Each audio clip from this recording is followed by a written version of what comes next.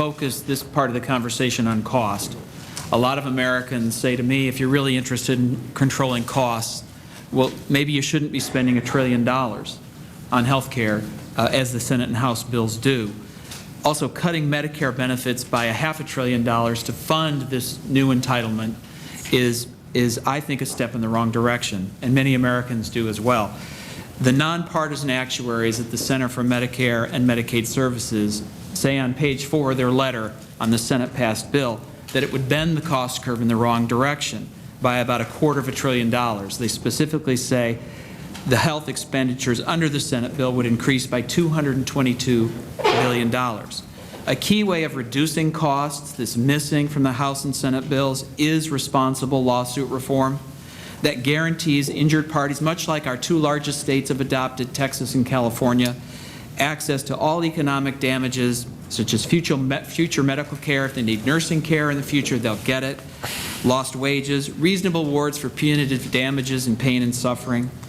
On page 4 of its letter to Senator Hatch, CBO found that this common sense reform would reduce the federal deficit by more than $50 billion. Now that's just on the government side, because as we know, CBO doesn't score the private side on this.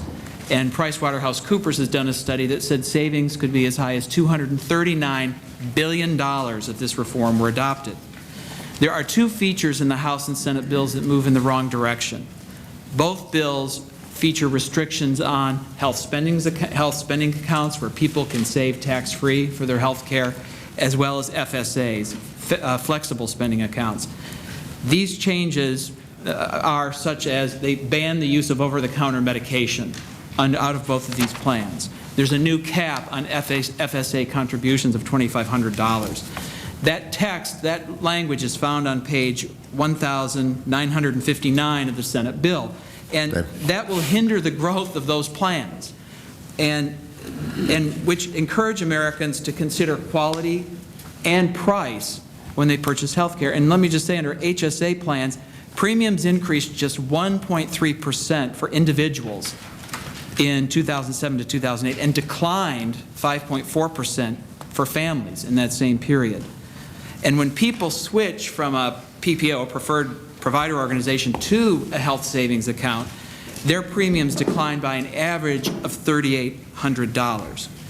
Now, another concern I have is the Senate bill, which on page 982 creates an unelected board charged with recommending even more Medicare reductions. And if Congress doesn't accept these recommendations, they have to find other Medicare spending to cut instead. And that gives, I think, too much authority to unelected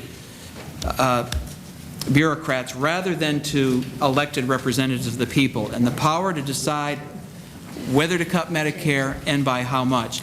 Now, holding down health care costs for the government is important, but I think it's also important to hold down costs for families and employees. Dave, I don't mean to interrupt, but we're going to have the whole section talking about deficits, and we can talk about the changes in Medicare. We were trying to focus on costs related to lowering families.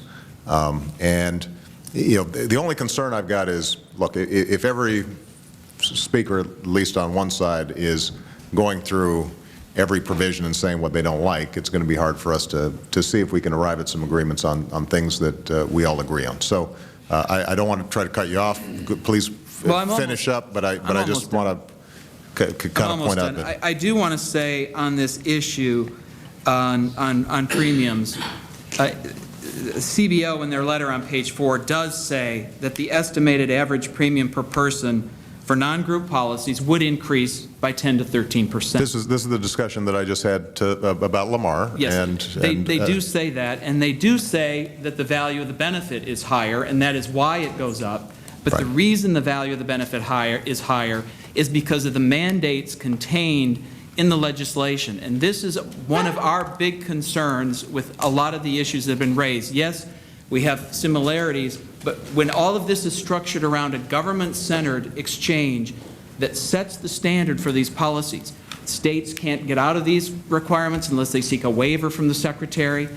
That kind of approach raises costs, and so both of your comments were correct that costs do go up, and it's because they have a richer benefit, but the reason it's richer is because of the mandates contained in these very large bills.